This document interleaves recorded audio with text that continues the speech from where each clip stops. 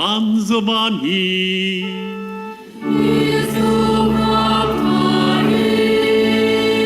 Читання Святого Євангелія поводле Яна.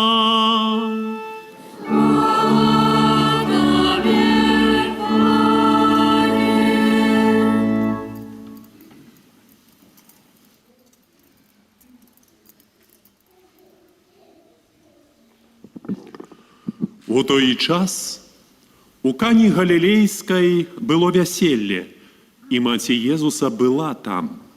Быў запрошены на вяселля таксама і Езус, і вучні ягоныя, і калі не хапіла віна, маці Езуса сказала яму: «Не маюць віна». Адказаў ёй Езус: «Жанчына, ці гэта мая або твая справа? Яшчэ не прыйшоў час мой». Маці яго сказала слугам: «Тое, што ён скажа вам, зрабіце». Было ж там 6 каменных збаноў, пастаўленых для юдэйскага ачышчэння, якія змяшчалі 2 або 3 меры. Езус сказаў: «Напоўніце збаны вадою». І напоўнілі іх даверху. І кажа ім: «Цяпер зачэрпніце і занясіце кіраўніку вяселля». І панеслі. Калі ж кіраўнік вяселля пакаштаваў ваду, што стала віном, і не ведаў, адкуль яно ўзялося, ведалі толькі слугі, якія чэрпалі ваду, то паклікаў жаніха і кажа яму: «Кожны чалавек падае спачатку добрае віно, а калі нап'юцца, тады горшае. Ты ж збярог добрае віно аж дагэтуль». Такі пачатак цудаў учыніў Езус у Кані Галілейскай і аб'явіў славу сваю, і паверылі ў яго вучні ягоныя. Гэта слова Пана.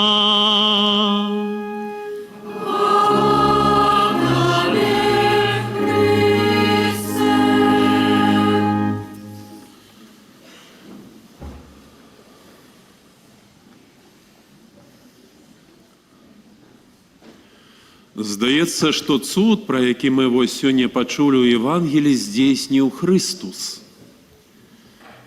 Але на самой справе, калі ўглядацца у ягоны чын, мы бачым, што на самым пачатку была Марыя. Марыя, якая некім чынам прымусіла Хрыста пачаць дзейнічаць. Пачаць дзейнічаць у абставінах і сітуацыях, калі сам чалавек не мог і не меў магчымасці вырашыць сваю праблему. Ведаеце, для нас віно можа не становіць такой вось значымай рэчаіснасцю, якая прысутнічае падчас вяселля. Аднак у меня была ўжо такая сітуацыя, калісьці я прыгатаўліваў маладых вось да шлюбу. Ведаеце, што яны павінны прайсці курсы. Ну і вось такія маладыя на гэтыя курсы прыходзілі. Яны першы раз, другі раз, ну і ўжо пры канцы курсаў я пытаюся: «Ну што, кажа, добра прыгатаваліся да шлюбу?» На што малады мне кажа: «Так, говорить, уже 2 каністры стаяць». Добра прыгатовіліся. Атрымоўваецца, што найважнейшае вось у шлюбе гэта каністры. Ну і на што я, ведаеце, здзівіўся. Вядома, як ксёндз, мусіў, як ксёндз іх нейкім чынам там таксама, як кажуць, змяніць кірунак іх думак у адпаведны бок, што найважнейшае гэта менавіта не тое, што ў гэтых каністрах знаходзіцца, а тое, што яны будуць сабе казаць, і тое, што яны будуць адчуваць менавіта ў гэтым моманце. Ну, але сама справа таго, што нават тады, у тыя часы, віно станавіла вельмі важны элемент вяселля, Евангелие аб гэтым падкрэслівае. І калі яно закончылася, калі яго не стала, калі не было магчымасці нідзе знайсці, то гэта для ўсяго вяселля сапраўды быў клопат. Мала таго, гэта вельмі вялікі сорам для тых, хто арганізоўваў гэта вяселле. І невядома было, адкуль узяць. І тут і Марыя, якая пачала дзейнічаць. Марыя з так вялікай верай у Хрыста, што падыходзіць і кажа пра праблему менавіта яму. У мяне заўсёды было вось такое пытанне. Ну добра, ну а Христус-то вось так на чалавечы розум адкуль бы взяў гэта віно вось? Ну адкуль? Ну няма, ён прыйшоў у госці. Аднак вера Марыі у Хрыста была настолькі вялікай, што менавіта тым, хто працаваў на гэтым вяселлі, слугам кажа: зрабіце ўсё, што скажа вам Христус, і будзеце мець тое, чаго хочаце. Будзеце мець добрае віно. І вось гэты клопат невырашальны па-чалавечаму, ён заўсёды нейкім чынам прымушае Марыю да дзеяння. І тое, што адбылося ў Фаціме у 1917 годзе, аб'яўленне маці, якая аб'явілася малым дзецям, яна таксама паказвае і распавядае пра клопат, які немагчыма было вырашыць чалавечымі намаганнямі. Мы вельмі часта добра ведаем, асабліва думаю, што ў вашай парафіі добра ведаюць усю гэту гісторыю аб'яўлення таго, як 3 пастушкам аб'явілася Маці Божая, аб'яўлялася на працягу гэтых месяцаў, казала пра тое, каб яны маліліся, адмаўлялі ружанец. Але падазраю, што мала хто з вас ведае гэтыя гістарычныя абставіны, у якіх гэтае аб'яўленне адбывалася. Чаму? Бо менавіта гэтыя абставіны, ўсё тое, што адбывалася ў свеце, асаблівым чынам у Партугаліі, яно па сутнасці, можна сказаць, прымусіла Марыю дзейнічаць. Прымусіла Марыю прыйсці да гэтых дзяцей і аб'явіць волю Хрыста ўсяму свету. Дык вось, дзеля таго, каб зразумець ввогуле, што там адбывалася, я прапановую перш за ўсё адысці трохі ў часе на 11, можа не 11, 9 гадоў трохі раней. 1908 год. 1 лютага масоны ў 1908 годзе арганізавалі пакушэнне на караля Партугаліі Карла, які ў гэты дзень быў забіты ў Лісабоне. 2 масонаў забіла караля. Наступны кароль, это ягоны сын, лічыўся ў палітыцы вельмі слабым чалавекам. На працягу 2 гадоў, ад 1908 до 1910 года, было зменена 7 урадаў. Вы уяўляеце, як часта адбываліся гэтыя выбары, што трэба было аж 7 урадаў выбраць.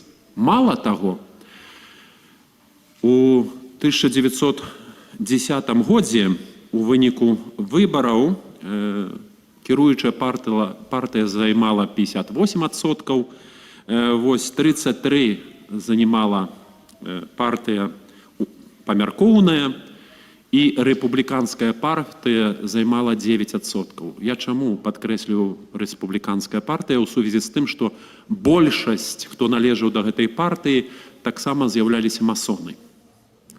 Дык вось, у 1910 годзе гэтая партыя, якая найменш галасоў мела, зрабіла рэвалюцыю. Таму першая рэвалюцыя ў свеце не адбылася ў 17 годзе. Ужо ў Партугаліі ў 10 годзе адбылася першая рэвалюцыя, якая выгнала караля з Партугаліі, якая ўзяла ўладу сабе і аб'явіла абсалютную рэспубліканскую уладу, рэпубліку, якая з аднаго боку гарантавала свабоду, а з другого боку пачала вельмі моцна прыцясняць і нішчыць касцёл. Часта натхнёныя масонскімі ложамі, людзі урываліся з гэтай партыі падчас літургіі, падчас святой імшы і не проста перашкаджалі. Яны нішчылі таксама касцёлы. Дык вось, падчас толькі 10-го года было забіта 2 святары. 15 святароў і рэлігійных дзеячаў таксама было проста выгнана. Больш за 100 святароў было жорстка збіта. Больш за 20 касцёлаў было спалена. Але гэта 10-й год. А іх, скажем так, дзеянне далей працягвалася. Вядома, што біскупы не маглі тут змаўчаць, яны таксама напісалі свой зварот, епіскапат напісаў свой зварот, на што улады забаранілі гэты заварот да вернікаў чытаць і пачалі нішчыць. Нішчылі семінарыі, нішчылі школы, рэлігія была выкінута са школ, былі нішчаны таксама ўсе тыя дзеянні, якія адбываліся ў саміх парафіях. Мала таго, усе касцёлы былі забраны. Дзяржава забрала ўсе касцёлы і нібы бясплатна давала магчымасць здзяйсняць набажэнствы ў гэтых касцёлах, але уласнікам лічылася менавіта дзяржава. Мала таго, святарам было забаронена апранацца і хадзіць у святарскай вопратцы поза касцёлам. Святар у сутане мог быць толькі ў касцёле. Калі ён выходзіў поза касцёл, яго арыштавалі, садзілі да вязніцы. У гэтым моманце біскупы пачалі супрацьстаяць. Дзяржава папросту выгнала біскупаў. Зачыніла епіскапат. Усіх біскупаў выгналі са сваіх дыяцэзій. Мала таго, пачалі забараняць людзям маліцца. Пачалі бросаць бомбы ў касцёлы, дзе людзі маліліся. У выніку гэтых дзейнасцей у 1913 годзе ўжо не было ні аднаго біскупа ў Партугаліі, які бы заставаўся на сваёй пасадзе. У 1913 годзе дзяржава Партугалія разарвала дыпламатычныя адносіны з Ватыканам. Мала таго, у 1914 годзе паявіліся такія групы баевікі, якія называлі сябе белымі мурашкамі, і якія са згоды ўрады пачыналі нішчыць і забіваць веруючых католікаў. Дык вось, до 1917 года, на працягу ад 1915 до 1917 было забіта святароў і вернікаў больш у Партугаліі у 2 разы, чым усіх жаўнераў партугальскіх падчас Першай святовай вайны. Вы уявіце колькасць людзей. Это быў не проста пераслед, гэта быў жорсткі пераслед, бо за тое, што ў чалавека знайшлі ружанец, у Партугаліі ў тыя часы маглі пасадзіць у вязніцу. За ружанец. І цяпер у гэтых абставінах Марыя прыходзіць да малых дзяцей і просіць, каб яны маліліся на ружанцу. Хаця тыя самыя дзеці добра ведаюць, што за тое, што ты маеш ружанец, ты ўжо можаш пайсці да вязніцы. І мяне заўсёды дзівіла не столькі вось гэтае аб'яўленне, не столькі гэта просьба, а колькі адвага у веры гэтых дзяцей. Бо па сутнасці сваёй мэр горада рабіў усё, каб гэтых дзяцей проста знішчыць, запугаць. Вядома, што ён нават іх арыштоўваў. А дзецям было 10, 9 і 7 гадоў. Малыя дзеці. Дарослыя баяліся, а тут дзеці. Дзеці, якія прыйшлі і кажуць, што Марыя хоча, каб мы маліліся. У апошнім аб'яўленні сабралося каля 60 000 людзей. І сярод іх былі карэспандэнты, журналісты, былі людзі неверуючыя, абыякавыя, былі атэісты, якія спецыяльна прыехалі, каб пазней высмеяць. І вы ведаеце, што гэтыя людзі, не гледзячы на тое, што бачылі, далей дзейнічалі. Нам здаецца, што калі ты пабачыш дзеянне Бога беспасрэднае, то ты навернешся, ты зменіш самого сябе. Не. Та сітуацыя, тыя абставіны паказвалі, што людзі, якія бачылі, змаглі нейкім чынам патлумачыць сабе і далей дзейнічалі супраць. Яны далей высмейвалі і аб'яўленне, і дзяцей, і веру. У гэтым месцы, дзе Марыя аб'яўлялася гэтым малым пастушкам, была пастаўлена капліца. Але мала хто ведае аб тым, што ўжо ў 1922 годзе гэтая капліца была не проста збурана, яе ўзарвалі. Взорвали, каб знішчыць.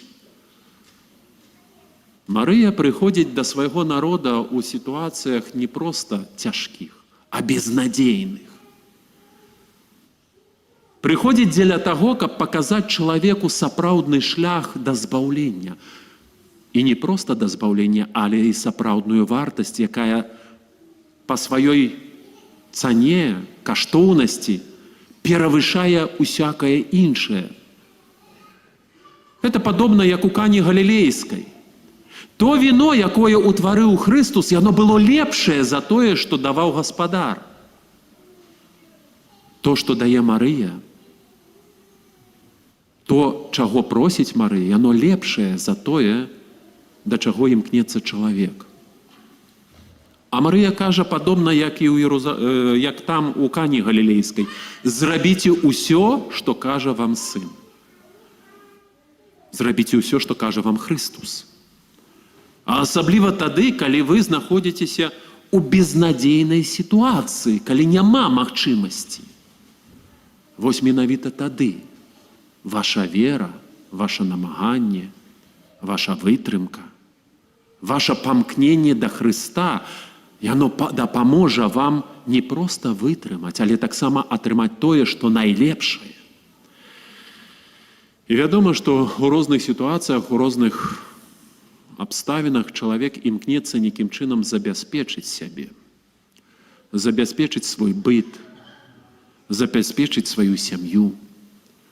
Аднак не заўсёды гэта магчыма. Бо вельмі часта таксама адбываецца так, што пагроза існуе не толькі беспасрэдна мне, але пагроза усім. У Кані Галілейскай менавіта так адбывалася. Калі не хапіла віна, гэта пагроза краналася не толькі гаспадара ці маладога, ці маладую, якія гэтае вяселле святкавалі. Яно краналася ўсіх, хто прысутнічаў на гэтым вяселлі. Хрыстус з аднаго боку дзейнічае менавіта для забеспячэння аднаго чалавека, але ў гэтым моманце таксама вырашае праблемы і клопаты ўсіх. На вяселлі менавіта так было. Ратаваў гонар маладога, а карысталіся з гэтага ўсе, хто прысутнічаў. Бо Марыя сказала, не маюць віна, і Христус гэтае віно зрабіў. Але пілі-то не гаспадары, пілі-то ўсе, хто там быў. І таму, ведаеце, Марыя таксама вельмі часта заахвочвала і гэтых траіх дзяцей, і ўвесь касцёл, каб тыя, хто прыходзіць да яе, каб тыя, хто просіць, каб тыя, хто моліцца, не маліліся толькі аб забеспячэнні і вырашэнні сваіх хлопатаў і праблем. Яна заўсёды паўтарала: маліцеся за грэшнікаў, ахвяруйце сябе і сваё жыццё менавіта за іх, за гэтых грэшнікаў, якія вельмі часта не ведаюць, што чыняць, не ведаюць і не разумеюць, што робяць. І не гледзячы на тое, што яны далей будуць трываць у сваім граху, маліцеся, не праклінайце. Бог дае нам асаблівую магчымасць пазнання і выкарыстання таго, што мы пазналі. Углядаючыся ў гісторыю, мы не раз пабачым, як вера вяла барацьбу з бязвер'ем, як д'ябал і зло імкнуліся знішчыць чалавека, ягоную веру. Але калі чалавек моцна трымаецца, калі робіць тое, што кажа Марыя, а Марыя кажа: зрабіце ўсё, што кажа вам Христус, то пры канцы мы пабачым цуд. мы побачым тое добро, якое будзе перавышаць усё іншае добро. Як кажуць, пасмакуем добрага віна. Таму дай вам, Божа, вытрымаць. Вытрымаць, бо жыццё у кожнага з нас ёсць. І ў гэтым жыцці, нашым жыцці, мы яшчэ не раз, і не два, і не тры разы будзем сустракацца з безнадзейнымі сітуацыямі, з вельмі складанымі абставінамі, з той сітуацыяй, якая вельмі часта, як вось гэты знак «стоп» будзе стаяць перад нашымі вачыма і не дасць нам магчымасць ані ўправа, ані ўлева. І менавіта ў гэтых абставінах, у гэтых сітуацыях звяртацца да Марыі, прасіць яе дапамогі, прасіць таксама аб яе заступніцтва, каб яна, падобна як у Кані Галілейскай, звярнулася да Хрыста. Яму аддала нашы клопаты, яму аддала нашы праблемы, дапамагла нам вырашыць усё тое, што не дае нам сапраўды быць людзьмі, людзьмі Божымі, людзьмі з вялікай літары, людзьмі, якія былі створаны на вобраз і падабенства, людзьмі, якіх грэх вельмі часта проста прыніжае. Таму памятайце, Марыя гэта не проста здарэнне, якое здарылася ў 1917 годзе недзе ў далёкай Партугаліі. Не. Гэта толькі адна са шматлікіх дзеянняў Бога. Марыя да кожнага з нас таксама можа прыходзіць. Да кожнага з нас можа звяртацца. Кожнаму з нас мае магчымасць дапамагчы. Просячы нас, маліцеся. Маліцеся асабліва тады, калі сітуацыі без выхаду. Амен.